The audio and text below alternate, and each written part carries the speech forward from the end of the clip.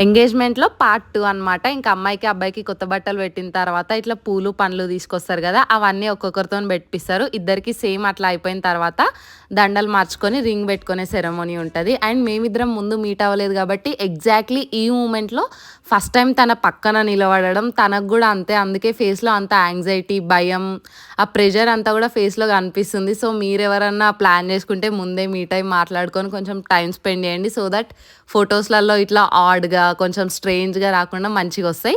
And దండల గురించి చెప్పినా గదా! మా దాంట్లో ఏంటి అంటే ఎవరైనా గూడా అమ్మాయి, అబ్బాయి మార్చుకుంటారు. ఇక్కడ మాకు అట్లా గాదు.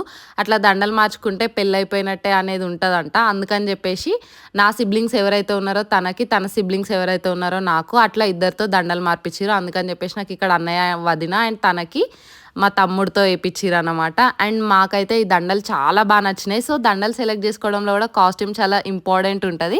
నెక్స్ట్ వీడియోలో రింగ్ సెరమనీ